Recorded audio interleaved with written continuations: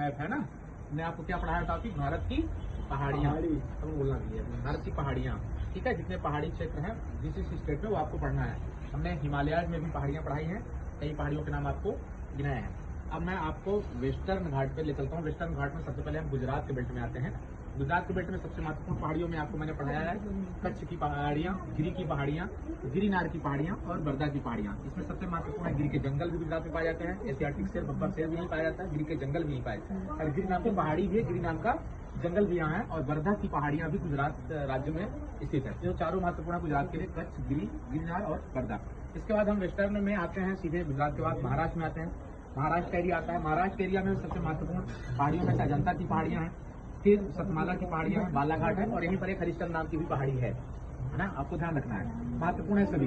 इसके बाद आ जाते हैं हम कर्नाटक की ओर। कर्नाटक के बेल्ट में आते हैं।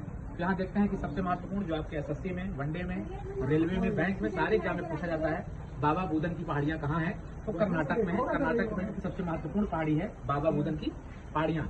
फिर यहाँ पर भी कुछ केरला और तमिलनाडु की भी पहाड़ियाँ हैं जो कि ओवरलैप करती हैं दूसरे को, ठीक है। फिर हम आ जाते हैं इधर पूर्वी ईस्टर्न घाट पे आ जाते हैं। तो ईस्टर्न घाट पे सबसे पहले हम आते हैं उड़ीसा के बेल्ट में। उड़ीसा के बेल्ट में गड़जात की पहाड़ियाँ, उसके बाद जयगढ़ की पहाड़ियाँ और टिकरा पहाड़ की पहाड़ियाँ जो कि महत्वपूर्ण है गुजरात के लिए। इसी ईस्टर्न बेल्ट में हम आ जाते हैं। गुजरात के बाद तुरंत नीचे आते हैं तो आंध्रा है, आंध्रा स्टेट। आंध्र प्रदेश में सबसे महत्वपूर्ण जो पहाड़ियाँ हैं अक्सर एग्जाम में आकर पूछ जाते हैं, चाहे वनडे हो, एसएससी हो, रेलवे हो, बैंक, सब में पूछ जाते हैं। नल्ला मलाई की पहाड़ी, वेलिकोंडा की पहाड़ियाँ।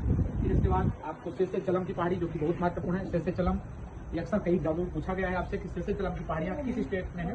सारे साउथ की स्टेट दे दिए जाएंगे और उसमें से आपको सही आंसर निकालना है। तो आंध्रा में है, कहाँ है, आंध्रा में नल्ला मलाई, पालकोंडा, वेलिकोंडा और शेषाचलम की पहाड़ियाँ आंध्र स्टेट में है। फिर इसके बाद आते हैं तमिलनाडु में, तो यहाँ पर पालनी, सेवराय, जवादी और नागरी की पहाड़ियाँ और पंचमलाई की पहाड़ियाँ यहीं पर आपको मिल जाती है। फिर केरल, कर्नाटक, तमिलनाडु में नीलगिरी की पहाड़ियाँ हैं और वहीं पर अनाईमुड़ी पहाड़ी भी सबसे ऊंची चोटी है।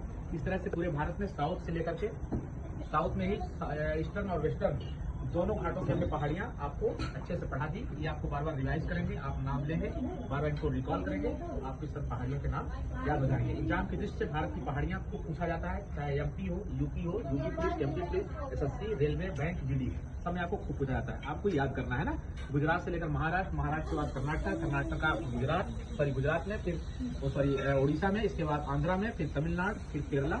इस तरह से आपको सब नाम याद रखने हैं। अच्छी पहाड़ियों के नाम सरल हैं, बार बार रिकॉल करेंगे तो याद हो जाएगा।